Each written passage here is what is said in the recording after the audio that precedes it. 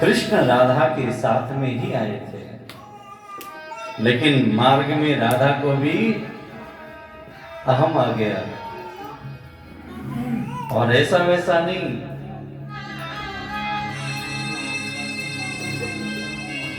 राधा ने कहा, कृष्ण हम थक बहुत गए हैं चलते चलते, अब मेरे से चला नहीं जाता है।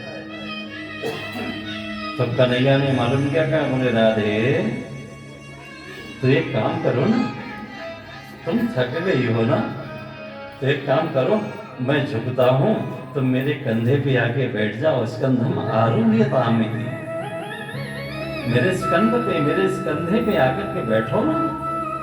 राधा ने कहा, हाँ ये ठीक है, कंधे पे तो बैठ के मैं चल सकती हूँ, लेकिन कन्हैया तुम झुको तो सही, पहले झुको तो तब ना हम बैठे।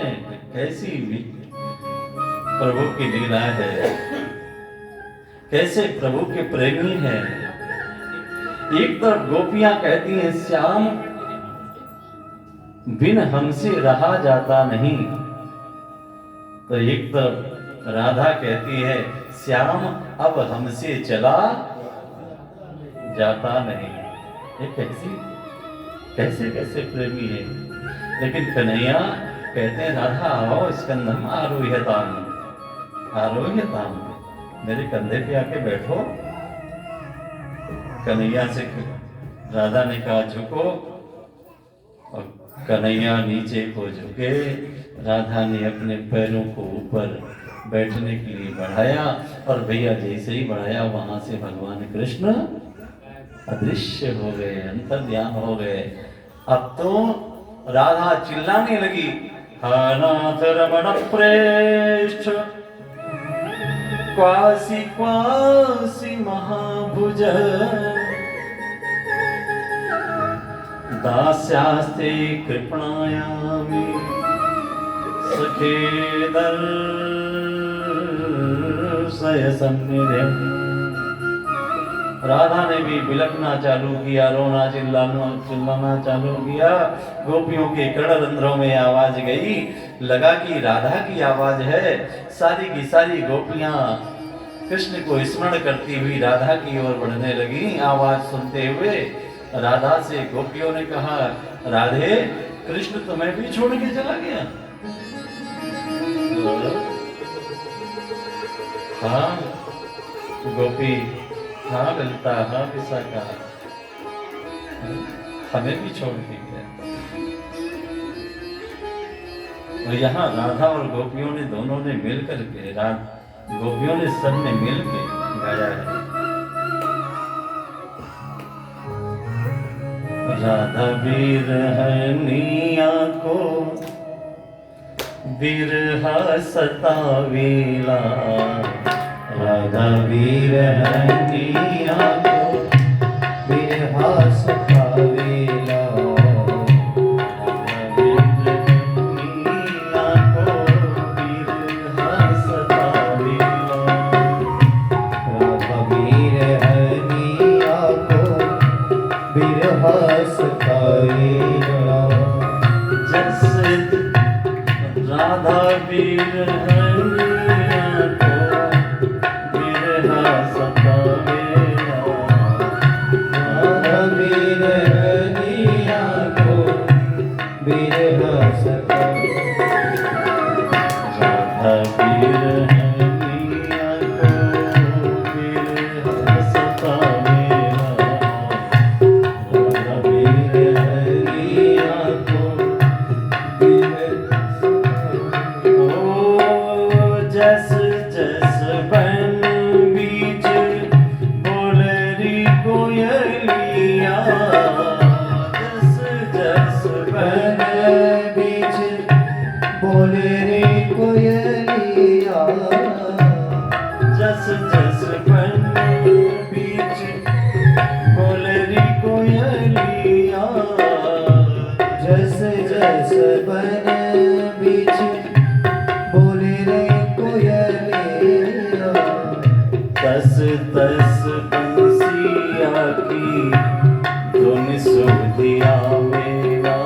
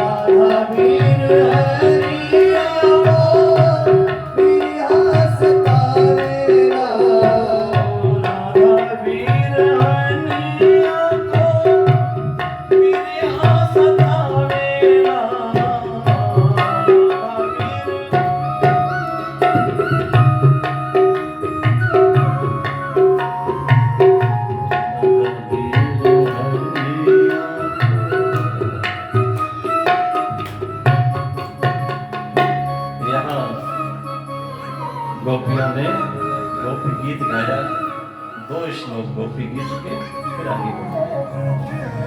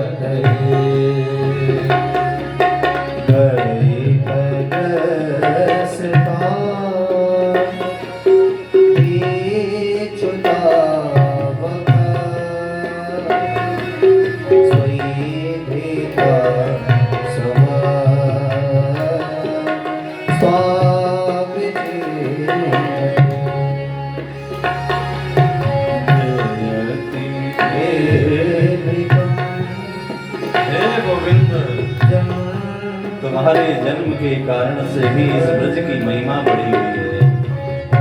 अगर आप इस ब्रज में अवतार न लेते, इस ब्रज में लीलाएं न करते, तो ब्रज की महिमा को कैसे विस्तार मिलता? आपके जन्म के कारण से ही इस ब्रज की महिमा है।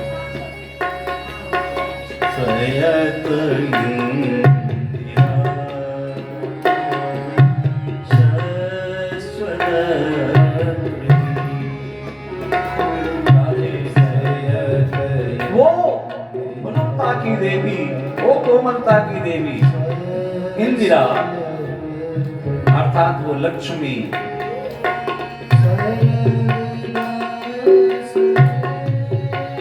सदा सर्वदा के लिए वो अपना बैकुंठ त्यागती नहीं। केवल आपके यहाँ होने के कारण से भी उस लक्ष्मी ने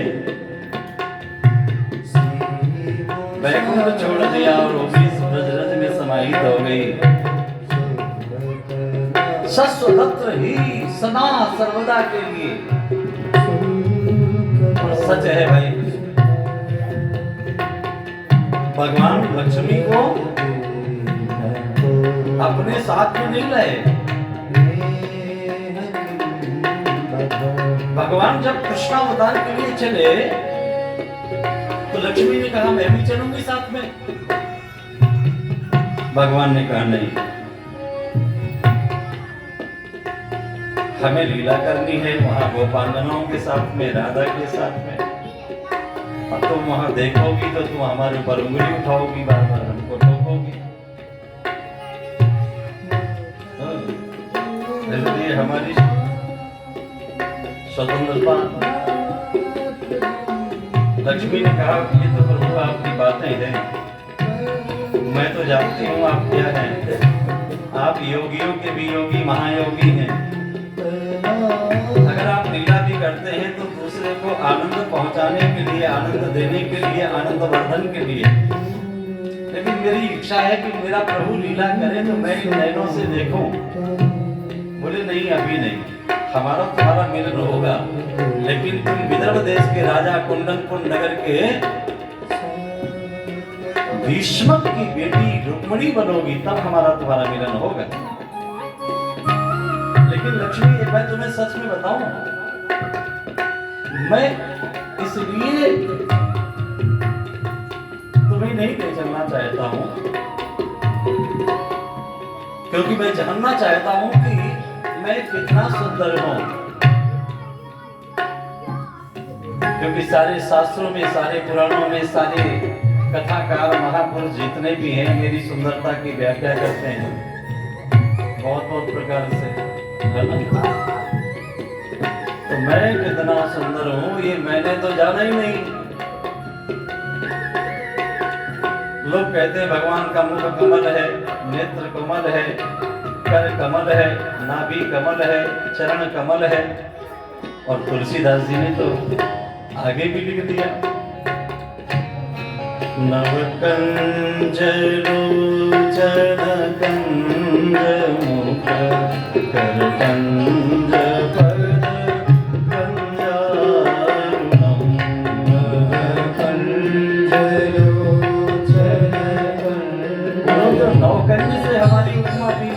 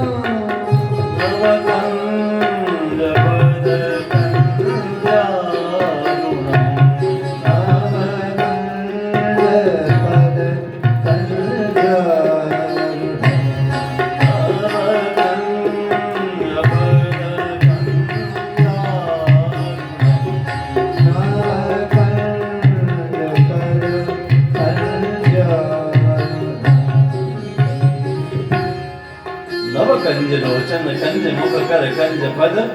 तो मैं इतना सुंदर हूँ तो मैंने तो जाना ही नहीं कि मैं इतना सुंदर हूँ। तो सुनो लक्ष्मी, मैं एक रूप से राधा बन करके, एक रूप से कृष्ण बन करके अपने ही सौंदर्य रस का मैं पान करूंगा। लेकिन प्यारे, लक्ष्मी से न रहा गया। लक्ष्मी ने सोचा ये मेरा सौभाग्य होगा यदि मैं भी अपने प्राणेश प्राण वल्लभ प्रियतम के राधा और कृष्ण के स्वरूप का दर्शन हमें प्राप्त हो जाए।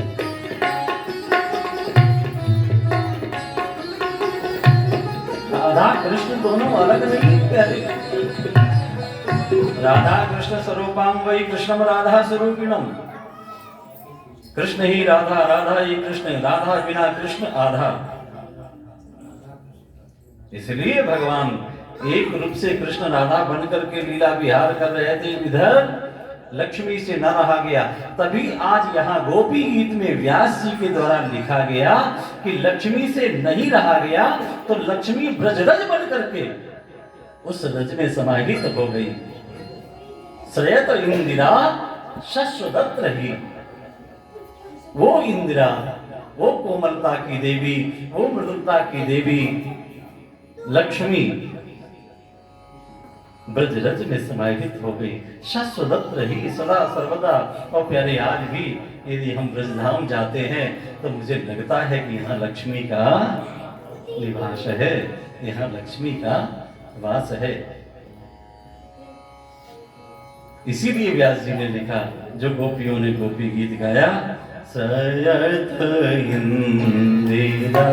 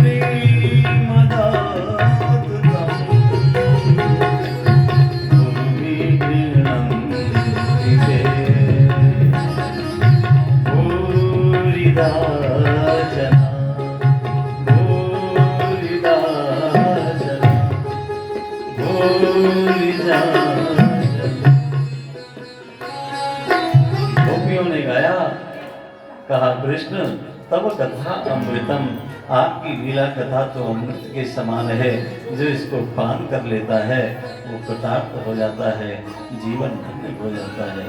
तब कथा अमृतम तत्व जीवनम।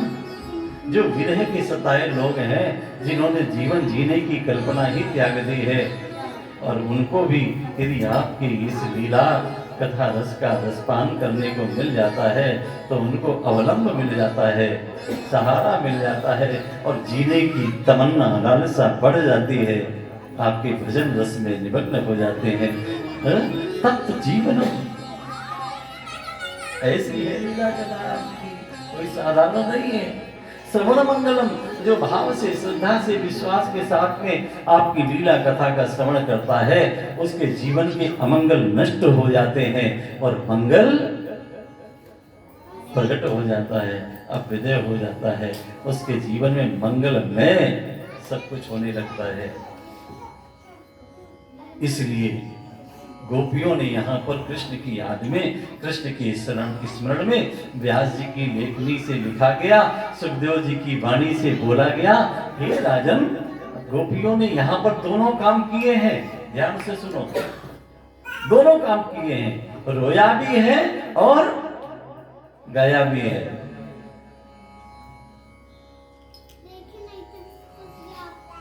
मोहित जी, इति गोप्यः रगायन्त्यः प्रल्पन्त्यश्च चित्रधा रुरुदुः सुस्वरं राजन कृष्ण दर्शन।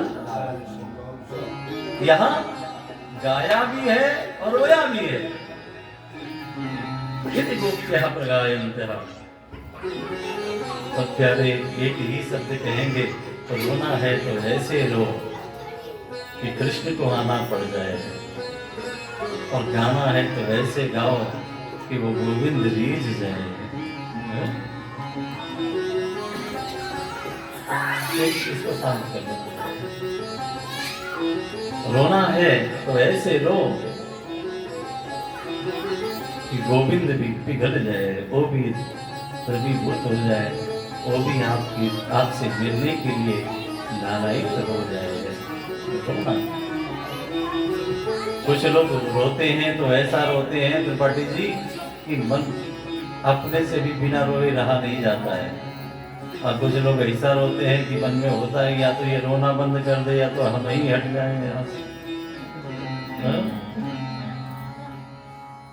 कुछ का रोना भी,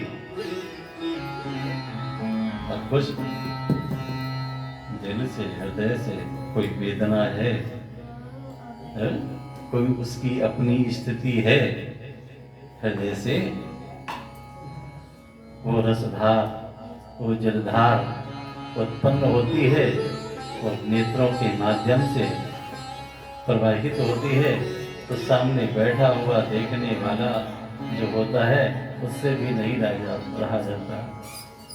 अफकोच रोने का नाटक करते हैं, वो रो रहा है इसलिए तो मन में होता है या तो ये रोना ही बंद कर दे, या तो बहुत हो गया अब हम ही चले। कुछ गाते हैं तो इतना सुंदर गाते हैं कि सुन करके मनमुग्ध हो जाता है, कुछ गाते हैं कि या तो ये गाना बंद कर दे, और कुछ ऐसा गाते हैं कि वो किसी की अपने सिवाय सुनता ही नहीं है। ऐसा गाते कि सुनते ही नहीं है। त्रिपाठी जी एक सज्जन थे, उनकी श्रीमती जी बड़ी अव्वल दर्जे की गायिका अपने को समझती थी, तो उठते बैठते चलते फिरते वो गाती रहती थी। अब उनको स्वर लय ताल से मतलब नहीं है, लेकिन उनको गाना है। बेचारे त्रिपाठी जी बहुत हर समय बहुत परेशान, हर स्थिति में गाते रहना। बेचारे शाम को जब सर्विस से अपने काम से घर लौटते तब भी जो है वो पानी भी मांगते तो वो गाते हुए आती। बहुत परेशान हो चुके थे, इसलिए उन्होंने मालूम क्या सोचा, उन्होंने मन में सोचा ये श्री राधे श्री कृपा विधेया,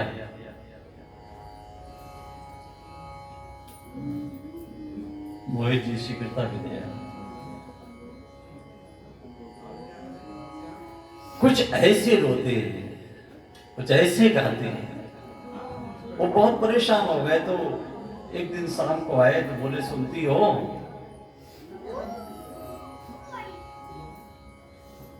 आइए दीपेंद्र जी, स्वागत है। मैंने तुम्हारे लिए एक बड़ी सुंदर सर्विस खोज दी है, आपकी सर्विस लग गई। बोले कहाँ लगी? बोले आपकी एक सर्विस जो है टेलीविजन पे आएगी, दूरदर्शन पे नौकरी सेट हो गई है। बोले ओ मेरा इतना बड़ा भाग्य कि मेरी नौकरी दूरदर्शन पे लग गई, तो इसका मतलब अब मैं दूरदर्शन पे गाऊंगी? बोले हाँ बिल्कुल गाएंगे। तो बोले जब आप दूरदर्शन पे गाएंगे, मैं दूरदर्शन पे गाऊंगी, तो आप फिर हमको बड़े ध्यान से टीवी पर देखा करेंगे। तो श्रीमान जी ने कहा बिल्कुल नहीं, ये कतई मत सोचो कि तुम टीवी पर आओगी तो हम तुम्हें देखेंगे। हमारी जितनी देर इच्छा होगी उतनी देर देखेंगे, और नहीं इच्छा होगी तो स्विच ऑफ कर देंगे। ये 24 घंटे की तुम्हारी गायकी से तो हमें मुक्ति मिलेगी कम से कम। अपने अलाप को ही भरते रहना हमेशा। तो दृष्टांत का दृष्टांत, हमें रोना है तो ऐसे रोए कि उस गोविंद को भी हमारा रोना सुन करके उसको भी दया आ जाए, उस दीन बंधु को भाव प्रकट हो, हमारी सुनने के लिए मेरे सामने प्रत्यक्ष हो, और गाए तो ऐसे गाए कि गोविंद स्वयं मेरे सामने प्रस्तुत होकर के बंसी का स्वर दे, फिर मैं गाना प्रारंभ करूं। भगवान कृष्ण ने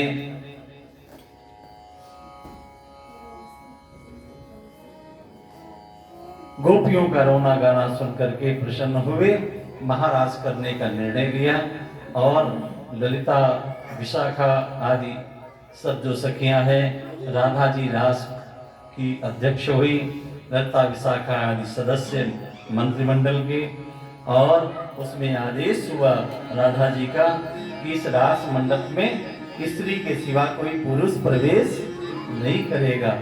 लेकिन सज्जनों, सभी गोपियां उस रास उत्सव में सम्मिलित होने के लिए जा रही है। माँ पार्वती भी कैलाश पे तैयार हो रही है। भोलेनाथ ने देखा और भोलेनाथ के मन में आया कि लगता है ये कहीं विशेष ही जगह जा रही है। इसलिए भोलेनाथ ने भी पार्वती से पूछा, कहाँ जा रही हो?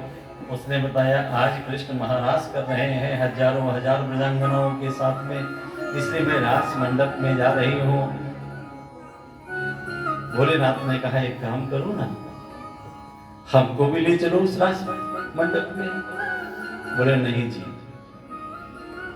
तब की बात छोड़ दो त्रिपाठी जी, जन्म के समय जब उत्सव हुआ था तो आप पहुंच गए थे झाड़ फूक करने वाले जोगी बाबा बन करके, लेकिन अब की बार उसकी अध्यक्षा है राधा, और राधा बड़ी सख्त है।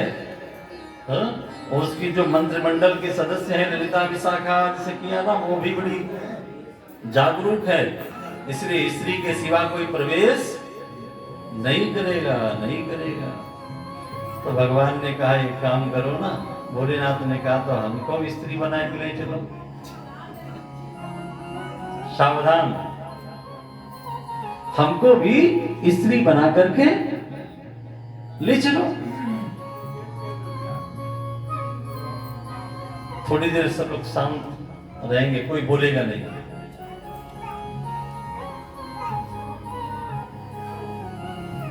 पार्वती जी ने कहा, आपके नाप की कोई साड़ी नहीं है,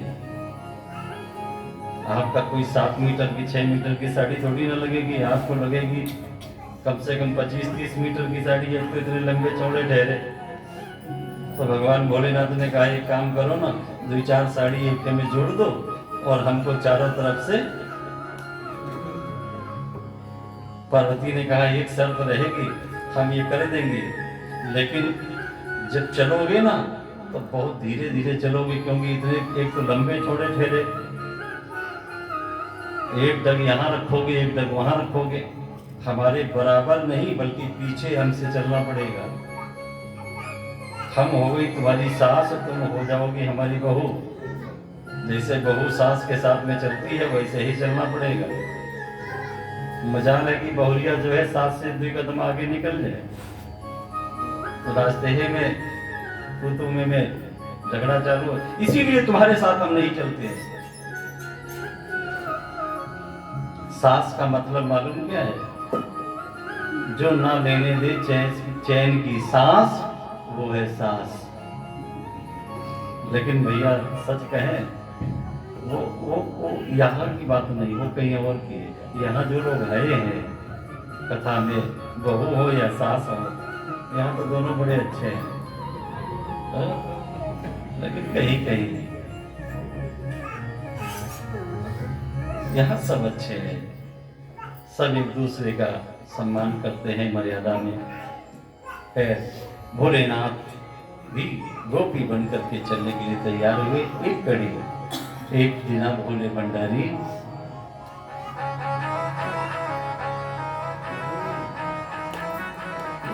झूम करके ताली बजाते हुए, एक दिना भोले भंडारी बन करके पुरुष बन करके नहीं, गोपी बन करके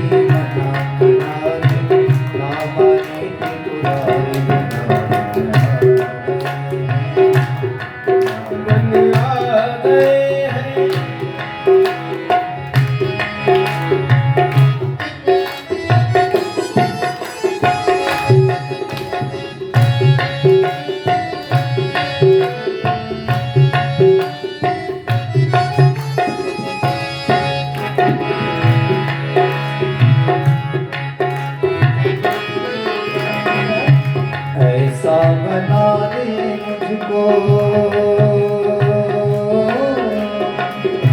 कोई न जाने इस राज को, इस राज को। ऐसा बना दे मुझे, कोई न जाने। आप बैठे ही बैठे दोनों हाथ उठा के ऊपर उठा के झूमते हुए, ऐसा बताना गजराज को, गजराज को। मैं हूँ सहेली तेरी,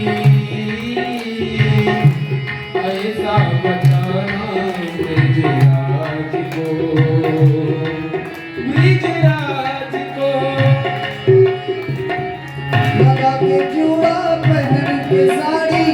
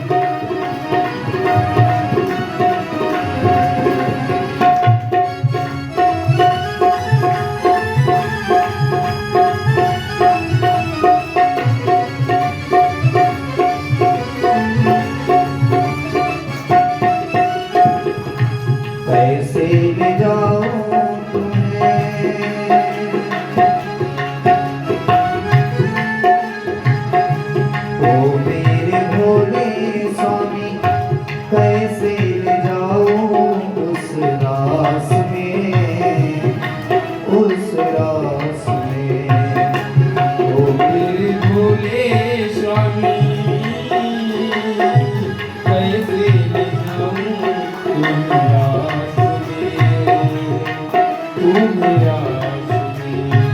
श्याम के सिवा कोई पुरुष न जाए उस रास में, उस रास में। श्याम के सिवा कोई पुरुष न जाए उस रास में, उस रास में। हंसी उड़ेगी ब्रज में भारी, मानो बात हमारी वृंदावन आ गए हैं। वृंदावन आ गए हैं। एक दिया बोले भंडारी, बनकर के बिजनौरी रास में आ गए हैं। रास में आ गए हैं, रास में आ गए हैं। हाँ रास में आ गए हैं, रास में आ गए हैं। हाय रास में आ गए हैं, रास में आ गए। एक दिना भोले भंडारी बन कर के ब्रज नारी रास में आ गए रास में आ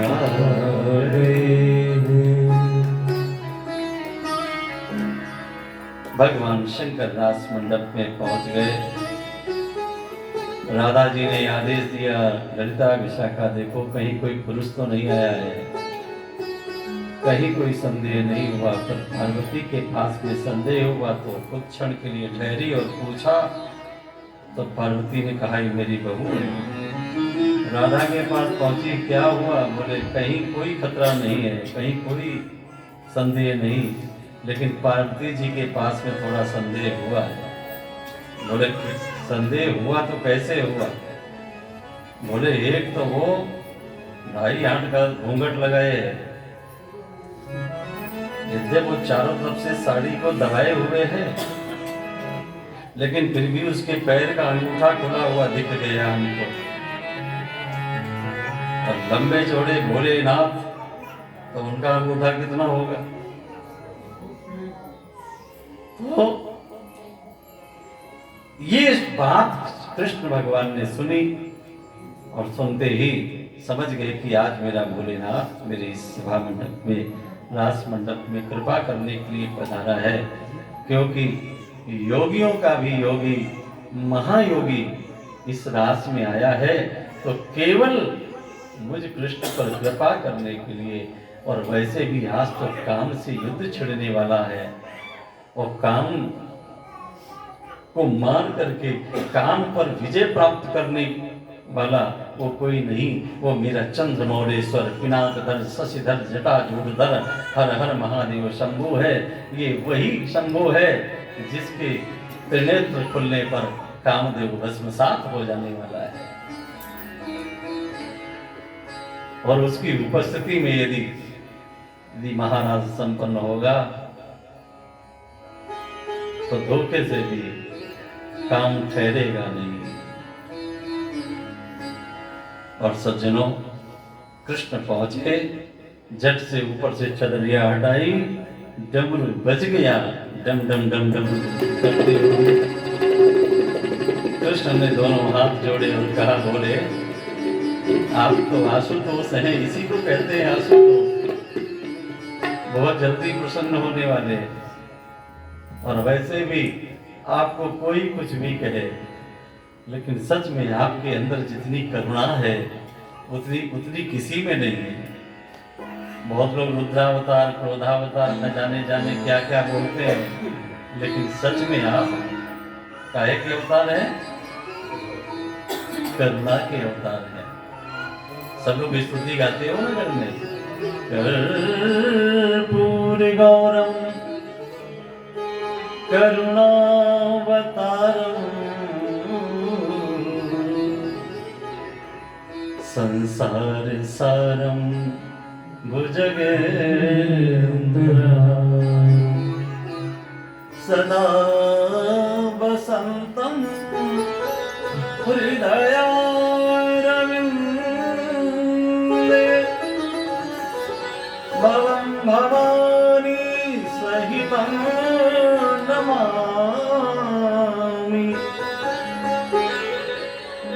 कर्पूर गौरम करुणावतारम करुणावतारम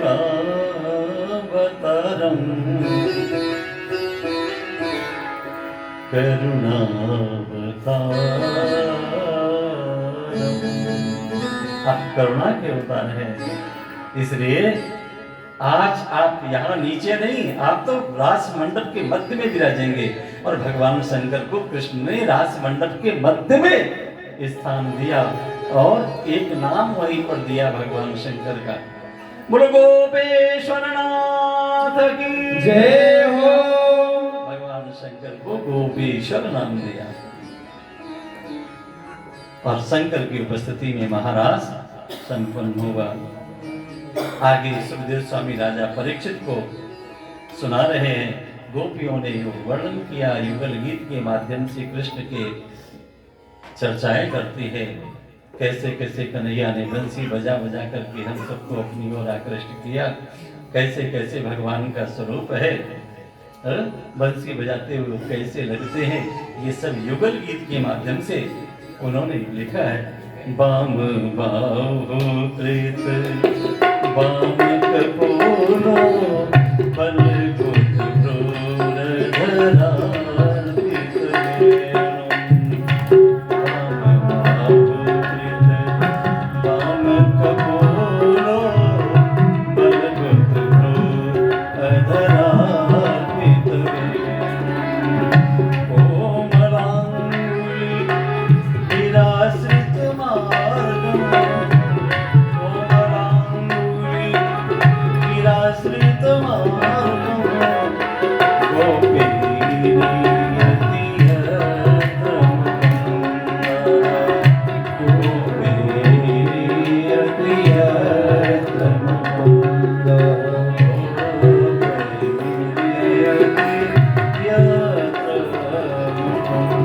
भगवान कृष्ण के युगल गीत के माध्यम से भगवान का स्वरूप दर्शन को प्राप्त करती है। आगे सुखदेव स्वामी अरिष्टासुर के उद्धार की कथा और कंस के द्वारा अक्रूर जी को भेजा गया ब्रज में कृष्ण और बलराम को मथुरा बुलाने की निमंत्रण पत्रिका को लेकर के अक्रूर जी ब्रज में आए और कृष्ण को नंद जी से निवेदन किया। वो पत्रिका सौंपी। यद्यपि नंद की वार्ता हुई और नंद ने कहा हम कैसे भेजें उस दुष्ट आतताई कंस के यहाँ पे मथुरा में, क्योंकि मैं जानता हूँ अत्याचारी पापाचारी अनाचारी है। लेकिन अक्रूर जी ने बहुत प्रकार से कहा कृष्ण कोई अकेले थोड़ी नहीं है, क्योंकि अक्रूर जी जानते हैं कृष्ण कोई साधारण नहीं। अक्रूर जी जानते हैं। नंद जी की वार्ता हुई और कृष्ण बलराम को स्वीकृति मिली। कृष्ण बलराम बाहर को चले, अक्रूर जी भी उठ करके चले और मन में सोचते जा रहे हैं मैं एक क्षण के लिए कृष्ण से मिल लूं और अपने आत्म निवेदन को कर दूं, क्योंकि मैंने आज तक तो कृष्ण मुझे चाचा कहते रहे, लेकिन आज मैंने जाना है इतनी सारी स्थितियों में रहने के बाद में अघासुर बकासुर तृणासुर आदि का उद्धार करने वाला कोई साधारण नहीं, वो असाधारण नहीं है। संभव जगत के कार्य को हर जीव करता है, असंभव से असंभव कार्य को संभव में परिणत करने वाले को ही हम भगवान कहते हैं। निश्चित ये भगवान है इस ब्रजमंडल में, तो आज मैं इनको प्रणाम करूंगा। धीरे से अक्रूर जी उठे, कृष्ण को प्रणाम करने के लिए झुके। कृष्ण ने हाथ पकड़ लिया कि चाचा भतीजे को प्रणाम करता है क्या? भतीजा करता है चाचा को। अक्रूर जी ने कहा जब तक मेरे अंदर ये भान था कि मैं चाचा हूँ तू भतीजा है, तब तक तो तुम हमें प्रणाम करते रहे, लेकिन आज मैंने जान लिया है। बोले क्या जाना है? बोले खूब जाना है, अनजाना बने बैठे हो, आप में आप छिपे पर्दा ढके बैठे हो। आप भगवान हैं। अब भगवान सुनते ही कृष्ण ने अक्रूर जी का हाथ पकड़ लिया। कहा अक्रूर जी एक बात सुनते हो, तुमने भगवान समझा है, तुमने हमको भगवान समझा है, नारायण समझा है ये तुम्हारी भावना है, लेकिन मैं दोनों हाथ जोड़ करके आपसे निवेदन कर रहा हूँ कि यहाँ किसी ब्रजवासी को मत कहना कि कृष्ण भगवान है। नंद बाबा और मेरी मैया यशोदा को मत बतलाना कि कृष्ण भगवान है, क्योंकि मैं इस ब्रजमंडल में भगवान बन करके नहीं रहा हूं, मैं कृष्ण बन करके रहा हूं। किसी का कनुआ, किसी का गोपाला, किसी का नंदलाला, कोई मुझे नंदनंदन कहता है, कोई वसुदेव नंदन कहता है, कोई गोविंद कहता, कोई बंशीधर कहता, कोई नटवर कहता, कोई नागर कहता है? मैं भगवान बन करके नहीं रहा हूं। इसलिए किसी से मत कहना, मत कहना। और बताऊं चाचा जी, अगर मैं भगवान बन करके रहा होता ना, तो शायद इन ब्रजवासियों का जो मुझे प्रेम मिला है वो प्रेम मुझे प्राप्त न होता।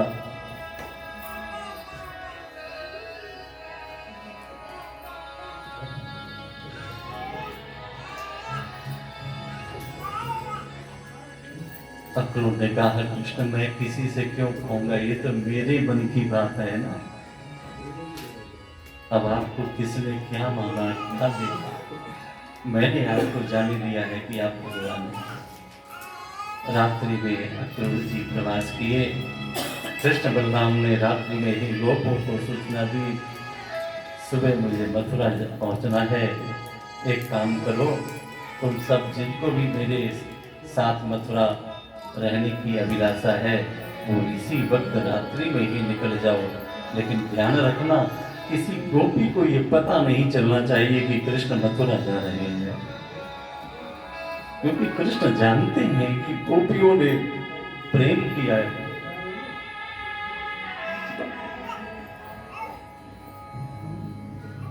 इस सहजता से हमें जाने नहीं देंगे, इसलिए किसी गोपी को ये सूचना नहीं देना कि कृष्ण मथुरा जाएंगे।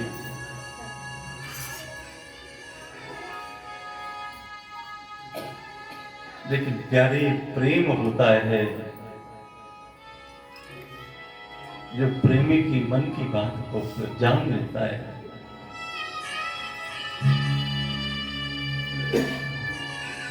नंद भवन के द्वार पे खड़े हुए रथ को देख करके गोपियों को ऐसा लगने लगा जैसे मानो ये रथ मेरे कृष्ण को लेने के लिए खड़ा है, और ये मेरे से दूर ले जाएगा। इसलिए गोपियों ने मन में निर्णय ले लिया, सहजता से इस रथ को हम जाने नहीं देंगे।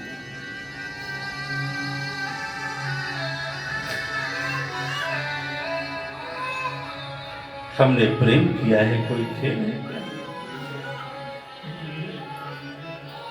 और इधर महल में यशोदा जी की भी दशा बड़ी विचित्र है। नंद जी ने बताया तो दोनों का झगड़ा हुआ। अरे तुम्हें क्या पता बच्चे कैसे पाले जाते हैं,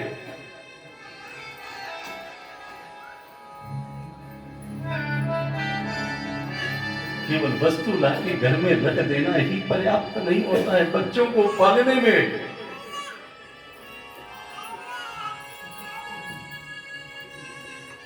माँ को कितना ध्यान रखना होता है, कैसे माँ बेटे को पालती है।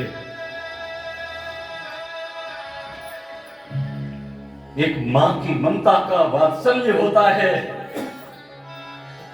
बेटा कितना भी बड़ा क्यों ना हो जाए, कितनी भी वो घर से बाहर दूर पढ़ लिख करके सर्विस क्यों ना करने लग जाए, लेकिन बेटा जब गांव आता है, घर आता है और घर से फिर वापस अपने कर्म क्षेत्र को जाता है, चलता है, तो माँ बार बार अपने बच्चे का मुख चूमती है। और जैसे ही वो आने की अवधि होती है ना, निकट आती है, माँ धीरे धीरे कुछ न कुछ अपने बेटे के लिए बनाना प्रारंभ कर देती है। कहीं लड्डू बनाती, कहीं कुछ बनाती, कहीं कुछ बनाती। घर की बनी हुई तो यशोदा कह रही कि तुमको क्या पता?